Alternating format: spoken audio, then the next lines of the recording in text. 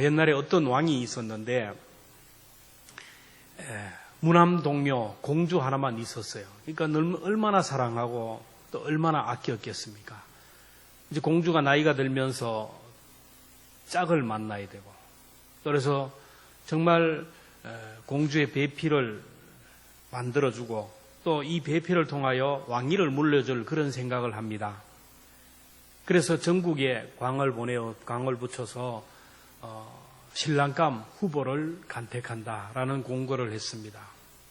몇 살부터 몇 살까지, 그리고 나이는 몇 살이고 학력은 어디까지, 가문은 어디까지 한다 하는 남자들이 다 이렇게 공모를 해서 테스트를 하는데, 사랑하는 딸을 책임져야 할 사위이기 때문에 체력도 지력도 그 다음에 정신력도 말타기, 활쏘기, 그리고 글을 읽는 실력들, 시를 쓰는 실력, 칼 쓰는 실력, 모든 것을 테스트를 합니다. 그러니까 이 완벽하게 준비된 신랑감들이 그 테스트에서 이렇게 합격을 되는데, 그래도 많아요. 근데 이 중에 그래도 잘났다고 하는 이 사람 가지고는 안 되거든요. 공주를 위하여 목숨을 던질 수 있는 그런 배우자를 찾기 위해서 마지막 관문 테스트를 합니다. 이 테스트는 큰 호수에서 이루어졌는데, 큰 호수 건너편에는 왕과 왕족들이 있고 신하들이 있고, 그리고 이 건너편에는 그 테스트를 통과한 후보들이 서 있습니다. 그리고 호수 주변에는 수많은 백성들이 둘러서서 이제 지켜보고 있습니다. 그 테스트는 뭐냐? 거기에다가 무서운 악어를 풀어놓고, 이 공주의 신랑이 되기를 원하는 사람은 물속에 뛰어들어서 수영을 해서 제일 먼저 달려오는 그 사람을 사윗감으로 삼겠다는. 갑자기 정적이 흐르고 조용합니다. 그 누구도 하나 뛰어내는 사람이 없어요.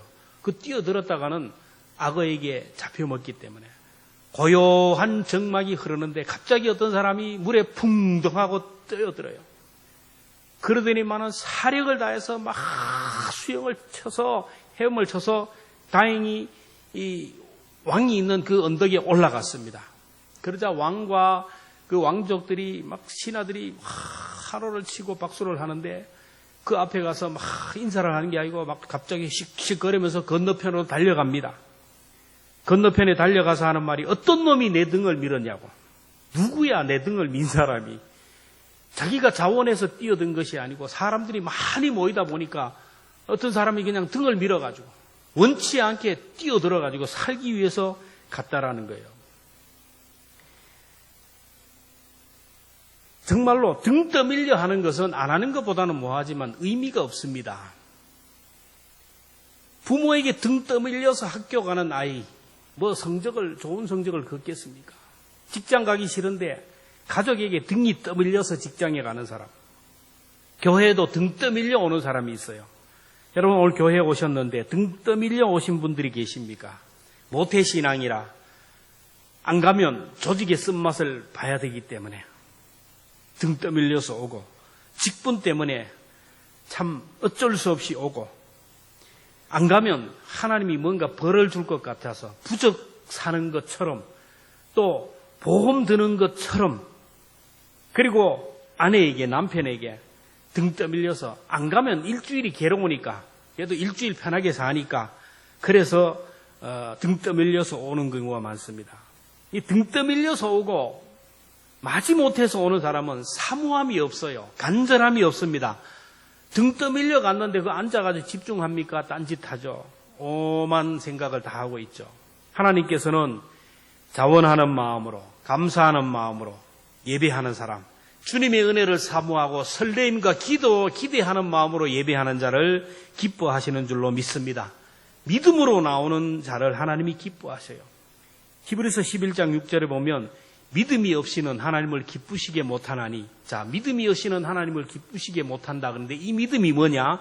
하나님께 나가는 자는, 예배하러 오고 하나님께 나가는 자는 그가 계신 것과 하나님이 살아계신 것을 믿는 것이고, 또한 그가 자기를 찾는 자에게, 예배하는 자에게, 기도하는 자에게, 주님의 은혜를 구하는 자에게 뭐 주시는 분?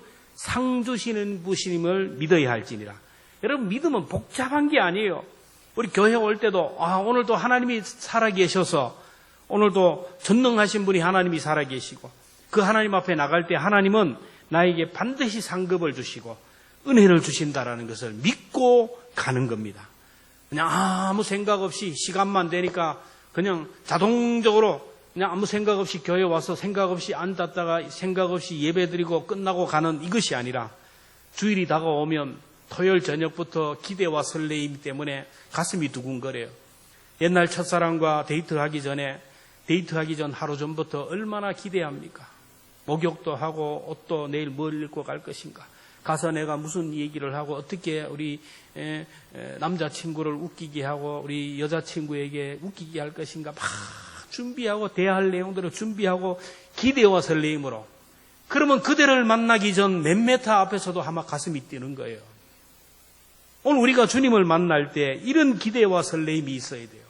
오늘 여러분 교회에 올 때 아침에 여러분의 가슴이 얼마나 뛰었습니까? 두근두근. 하나님이 오늘도 나를 만나주시고 오늘도 하나님이 내 기도에 응답해 주시고 오늘 교회에 발을 딛는 순간부터 성령의 강한 빛이 오늘 내 머리끝부터 발끝까지 비춰서 내 죄를 씻어주시고 내 병든 몸을 치료하시고 내 상한 마음을 치료할 것이다. 하나님 내 기도에 응답해 주실 것이다라는 기대를 가지고 오면 이미 오는 순간부터 은혜가 쏟아지고 교회에 오는 순간부터 은혜가 쏟아진다라는 겁니다.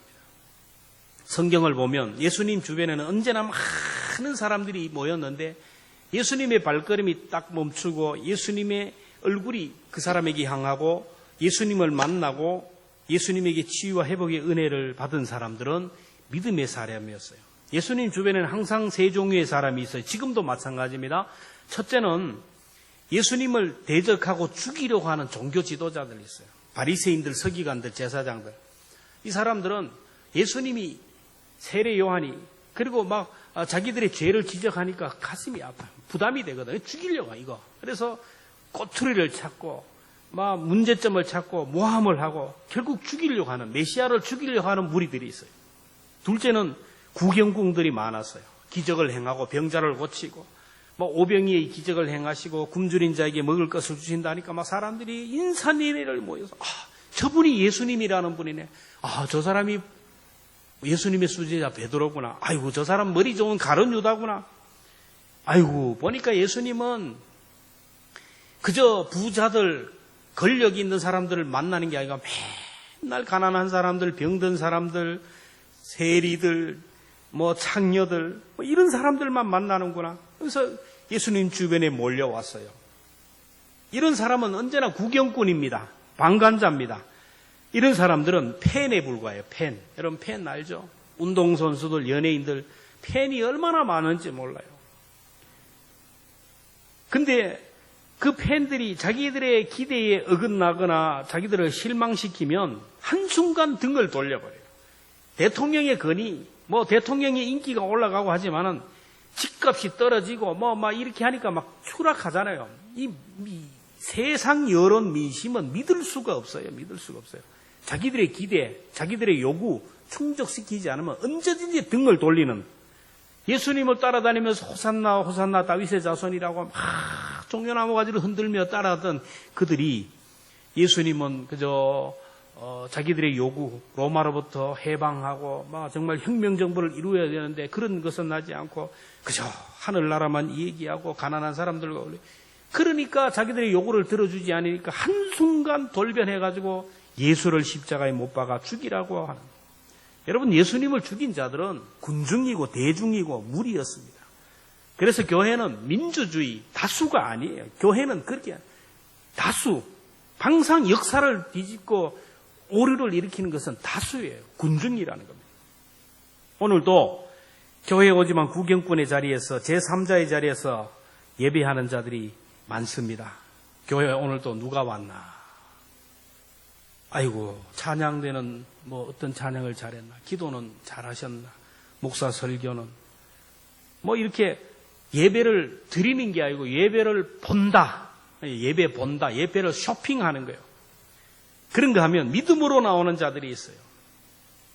믿음으로 나온 삭개오, 바디메오, 예수님의 발에 옥합을 곁들이고 자기의 머리털로 예수님의 발을 씻은 사람들, 예수님의 옷에 손만 대어도 내 병이 나을 것이라는 믿음으로 나온 이 마리아와 같은 여인이 있어요.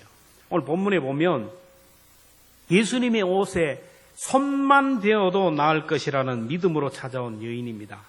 이 여인은 예수님의 이름을 부르지 않았어요. 저를 불쌍히 여겨달라고 소리치지도 않았습니다. 예수님의 옷자락을 붙들고 늘어지지가 않아요. 희한하죠? 27절에 보면 저희의 소문을 듣고 무리 가운데 끼어 뒤로 와서 예수의 옷에 손을 대니 아무도 몰라요. 여러분 제 옷에 뒤에 이렇게 손을 살짝 대면 누가 압니까? 몰라요. 과음을 지르고 소리를 지르고 작전기도 하고 이런다고 응답이 되는 게 아니에요. 초대교회 보세요.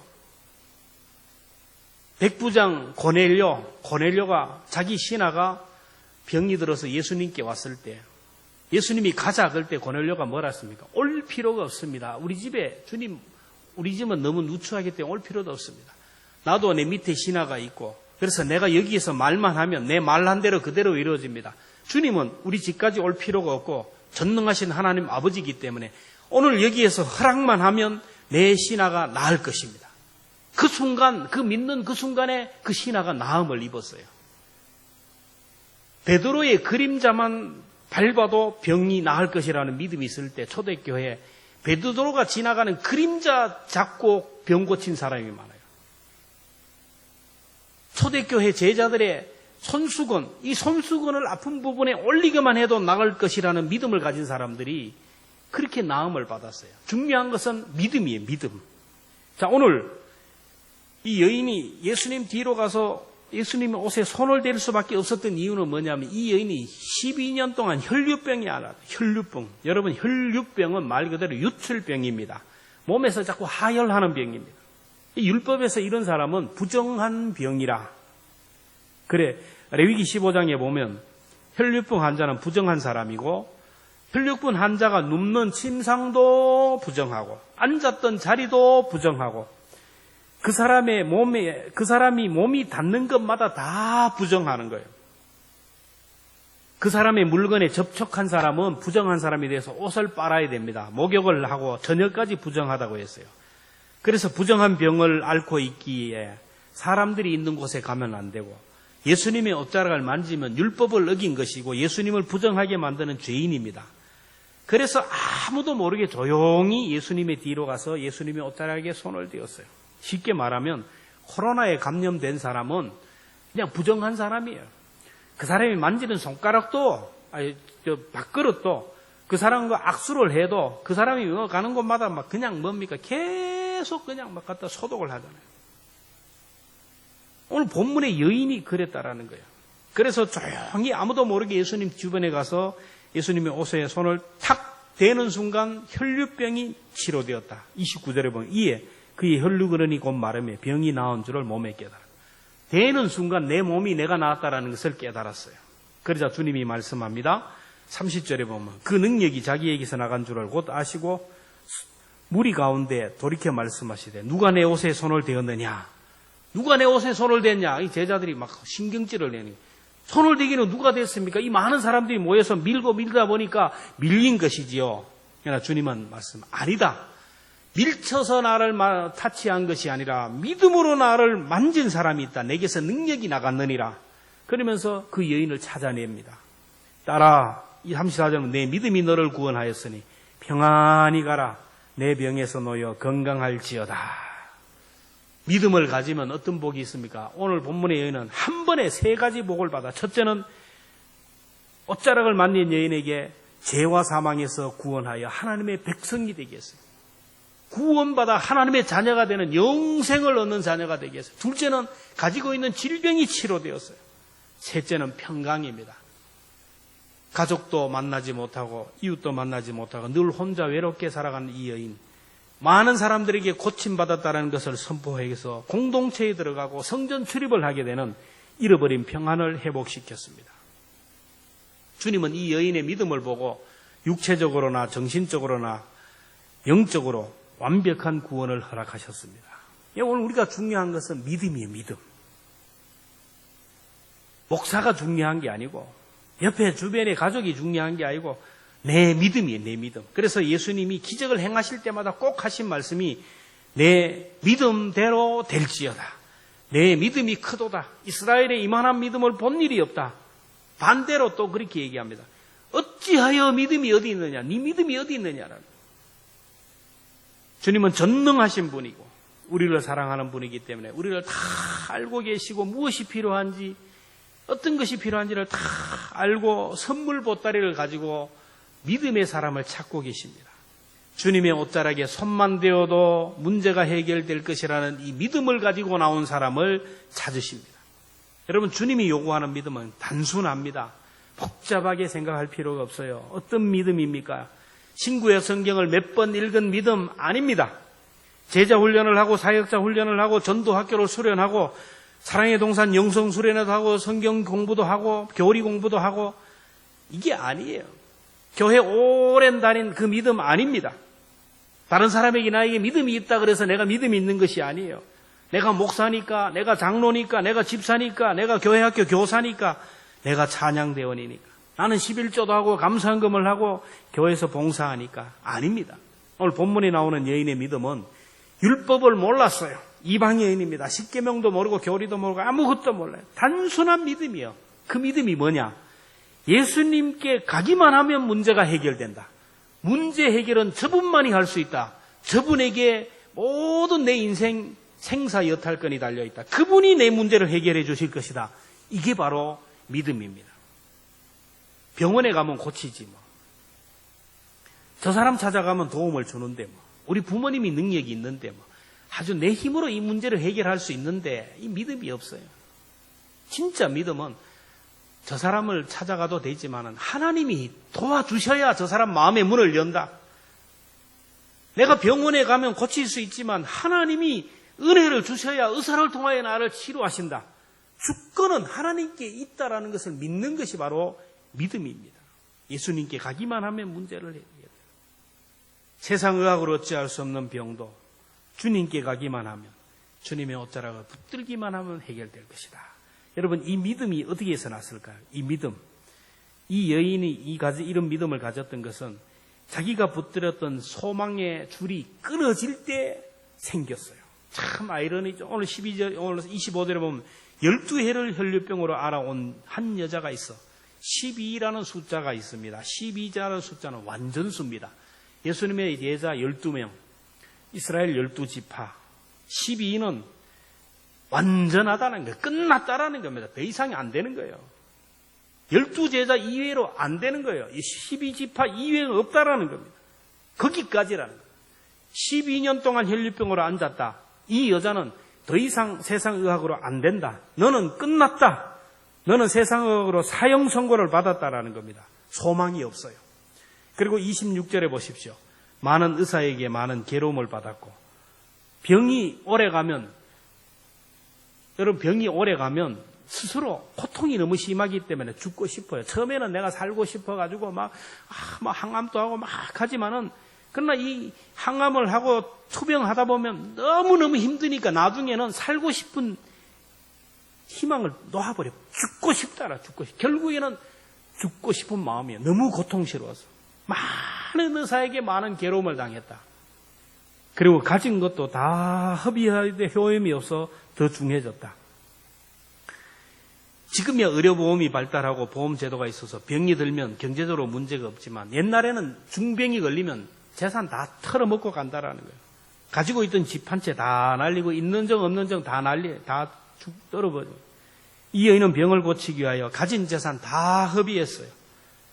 그리고 그 당시 이 남편에게 버림을 받았다라는 게 뻔한 거예요. 그 당시 율법으로는 남자가 여자가 마음에 안 들면 그냥 이혼 증서 써서 가라 하면 끝나는 거예요. 그런데 12년 동안 재산 다 털어먹고 병으로 고통당하는 이 여인과 살 남자가 어디 있겠습니까? 부정한 사람이라 사람에게 가지고 성전 출입도 안 되고 의학적으로 사형 선고를 받았어요. 경제적으로 파산이 되었어요. 가족들과 연줄이 끊어졌습니다. 세상의 소망이 다 끊어졌어요. 이제 나는 끝이다. 이제 나는 마지막이다. 이 절망적인 상황이 될 때 비로소 복음이 들린다라는 겁니다. 예수님에 대한 소식을 듣는 순간 이 캄캄한 마음에 한 줄기 빛이 확 들어오면서 가슴이 뛰기 시작합니다. 그렇습니다. 사람은 위기의 순간이 되면 정말 절망의 순간이 되어야 자기가 붙들어졌던 동아줄이 끊어져야 하나님이 내려주시는 동아줄이 보이는 거예요. 뭔가 사람은 가느다란 이 줄이 있으면 절대로 하나님이 안 보이고 하나님을 의지하지 않습니다. 그걸 의지하죠. 그래서 때로는 내가 붙들고 있는 이 동아줄을 하나님이 아주 사정없이 끊어버리는 경우가 있어요. 그래서 우리에게 고난이 올 때 나를 그냥 망하게 하는 것이 아니라 하늘의 동아줄을 내려주시기 위하여 예수님이라는 동아줄을 통하여 구원을 주시기 위한 섭리임을 깨닫고 감사할 수 있기를 바랍니다. 그래서 사도 야고보는 너희가 여러 가지 시험을 당하거든 온전히 기쁘게 여기라. 시편 119편 71절도 고난당하는 것이 내게 유익이다. 우리에게 있는 고난 의미 없는 것이 없습니다. 고난 다음에 주시는 은혜가 반드시 있어요. 고난을 통하여 주는 유익이 너무너무 커요. 그래서 고난이 올 때 우리는 복음이 들려요. 사람은 어쩔 수가 없어요.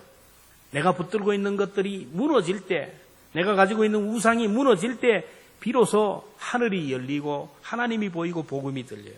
자, 이 여인이 이제 고난 가운데 예수님의 소문을 듣는 순간 믿음이 생겼는데 예수님에 대한 소문이 뭐냐면 안전병이가 일어났대.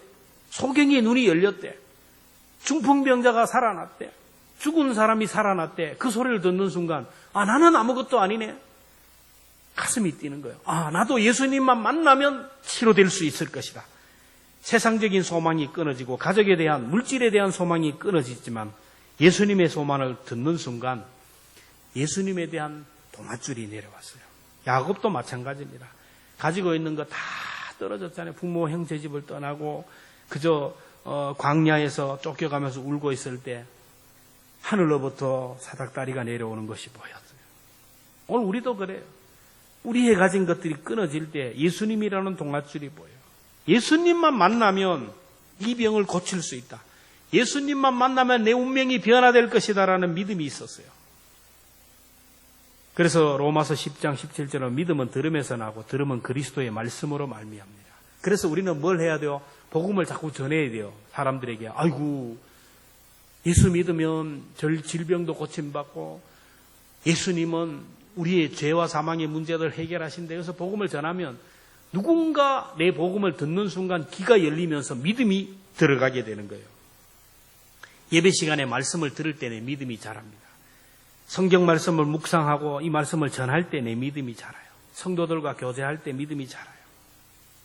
보면 세상은 내 믿음이 부쩍부쩍 자라나게 하는 소리가 있는가 하면 내 믿음을 막 뚝뚝 떨어뜨리게 하는 소리가 있어요. 그래서 우리는 귀를 우리가 가려서 들어야 돼요. 자꾸 은혜가 안 되는 소리, 내 믿음이 자꾸 떨어지는 소리, 덕이 안 되는 소리는 그냥 듣지 말아야 돼요.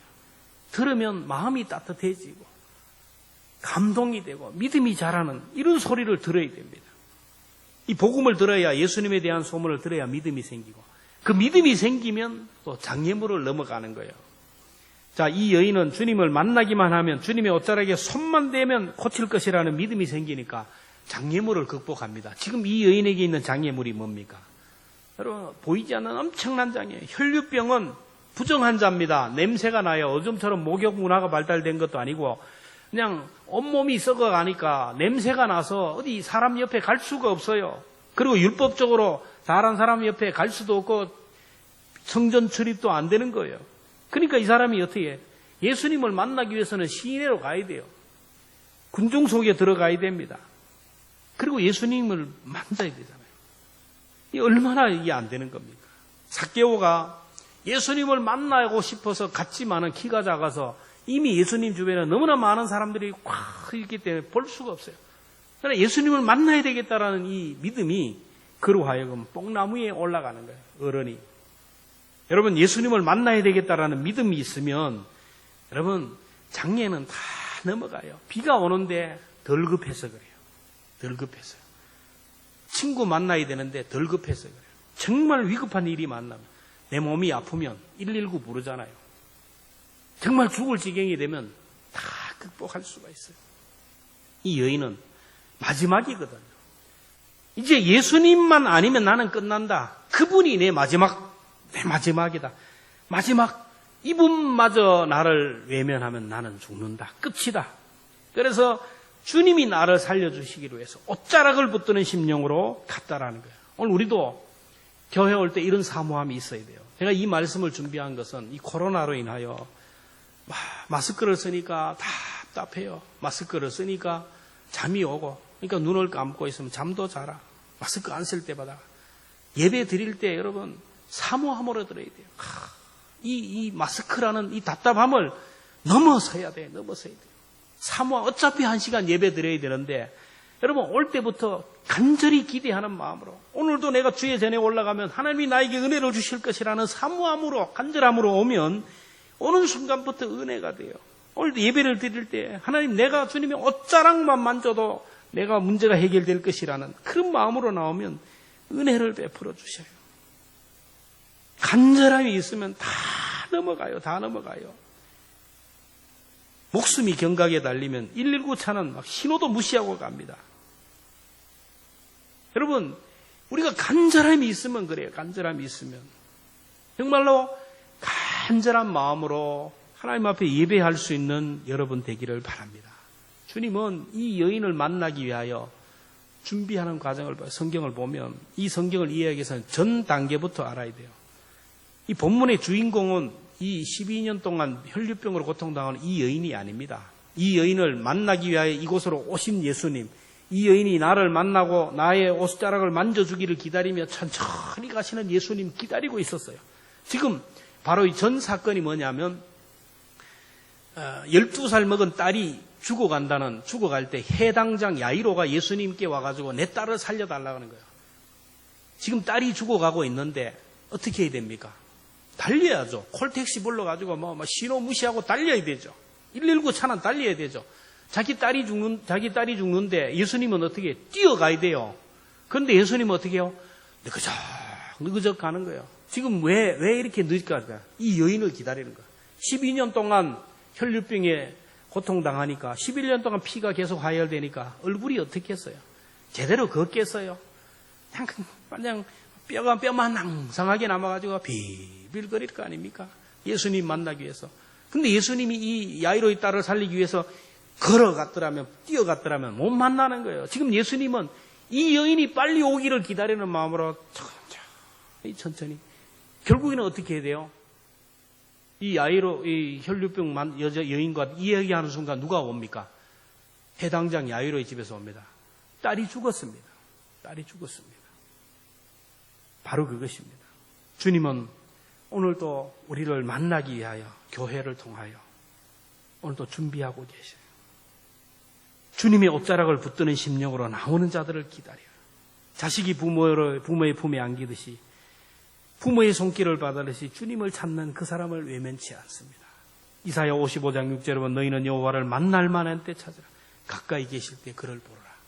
이 여인은 눈앞에 있는 예수님의 옷자락을 만졌지만 오늘 우리가 예수님의 옷자락을 어떻게 붙듭니까? 예수님의 옷자락이 어디입니까?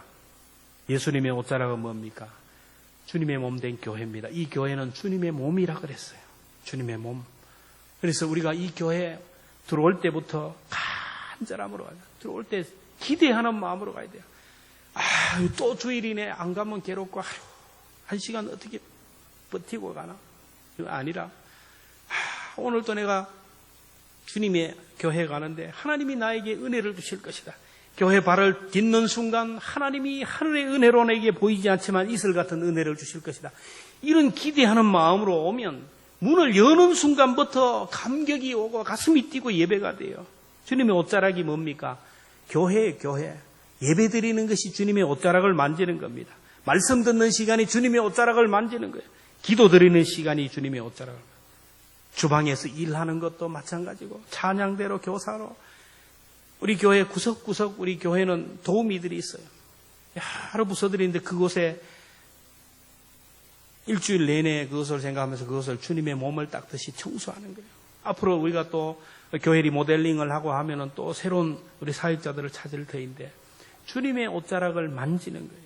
교회 리모델링을 하죠. 본당 1층 지하 본당 1층 그리고 비전센터 1층을 리모델링을 하고 있는 주님의 옷자락을 붙드는 거예요. 아마 이것을 통하여 또 하나님께서 큰 은혜를 주실 겁니다. 질병이 치유되고 내 마음의 상처가 치유되고 다 해결된다는 거예요. 저는 부모님이 돌아가셨기 때문에 힘들고 어려울 때 되면 이제 산소를 찾아갑니다. 산소를 가면 이제 부모님의 묘소를 가서 이제 기도합니다. 하나님 앞에 기도하지만 저 좀 도와주세요. 천국에서 주님과 지나잖아요. 주님께 좀 부탁해서 좀 도와주세요. 이렇게 기도하다 보면 주님이 내가 있는데 니 뭐 하는 거냐? 그런 말씀을 하셔요. 정말 힘들 때 여러분 부모님을 찾아가잖아요. 가서 내 억울한 사정을 얘기하는 거예요.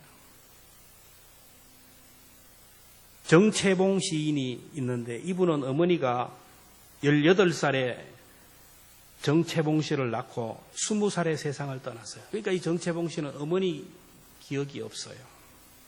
엄마 얼굴도 모르고 엄마의 사랑을 그리워하다가 젊은 나이에 죽습니다. 그가 세상을 떠났는데 그가 쓴 시 중에 엄마가 휴가 온다면 라는 시가 있어요. 하늘나라에 가 계신 엄마가 하루 휴가를 얻어 오신다면, 아니 하루 아니라 반나절이라도, 아니 반시간이라도, 아니 5분만이라도 휴가 온다면 나는 원이 없겠다. 얼른 엄마 품에 들어가 엄마와 눈맞춤을 하고 엄마 젖가슴을 만지고 한 번이라도 엄마 하고 소리내어 불러주고 싶다. 그리고 세상 살아가면서 세상 살면서 다 가지 억울한 일, 그 일을 엄마에게 일러 바치고 싶다. 그랬습니다. 정채봉 씨가 일찍 세상을 떠났는데 그의 딸들도 아버지를 일찍 잃었어요. 그 딸도 시인이 되어서 똑같은 시를 썼습니다. 아빠가 휴가 나온다면, 아빠가 천국에서 휴가 나온다면, 단 한두 마리라도 휴가를 나온다면 얼른 아빠 품속에 안겨서 억울했던 일, 아빠 없이 살면서 다른 사람들은 아빠 무슨 일이 있으면 아빠에게 달려가는데 아빠 없이 살면서 당했던 억울한 일을 일러 바치며 울고 싶다. 그렇습니다. 오늘 우리들도 세상을 살아가다 보면 억울한 일이 너무 많아요. 내가 원치 않는 병으로 인하여, 내가 원치 않는 이 환경들로 인하여 힘든 일이 너무 많아요. 세상줄이 뚝뚝 끊어질 때가 있어요. 엄마 아빠를 부르고 싶은 그런 마음들이 있을 수가 있어요. 그러나 주님은 말씀, 내 부모는 나를 버렸으나 나는 너를 영접하리니.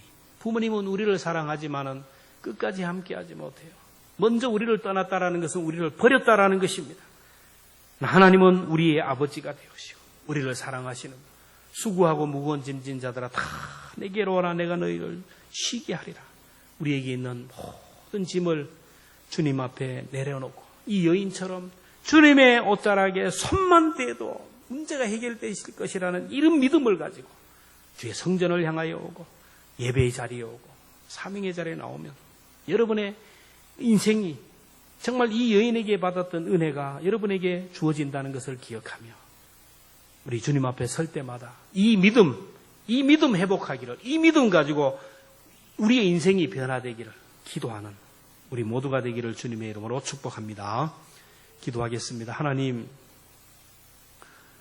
너무 억울하고 너무 한이 맺히고 남편에게 버림당하고 자녀들에게 버림당하고 의사도 버리고 가족도 버리고 재산도 탕진하고 이제 마지막 죽을 일만 남았는데 그 절박한 상황 가운데 있을 때 그 누군가 전해주신 예수님에 대한 소문을 듣고 그가 살 길이 열렸습니다. 하나님, 오늘 우리는 때를 어떤지 모르든지 복음을 전하는 저희들 되게 하시고 예수님에 대한 얘기를 전하는, 복음을 전하는 저희들 되게 하여 주옵소서. 우리가 전하는 이 복음이 또 다른 사람을 살릴 수 있습니다. 하나님, 또 우리의 삶에 너무 힘들고 어려울 때 하나님, 주님의 옷자락만 붙들어도 하나님의 은혜만 입으면 하나님 한 번만 우리의 얼굴을 향하여, 우리에게 얼굴을 향하여 보시고 하나님 한 번만 사인을 하시면 내 인생은 변화될 것이라는 이 믿음 가지고 우리 하나님 앞에 설 수 있도록 도와주옵소서. 예배 시간마다 시간 주님 앞에 나갈 때마다 이런 믿음으로 이런 은혜를 덧입는 복된 성도들이 다 되게 하여 주옵소서. 예수님의 이름으로 기도하옵나이다.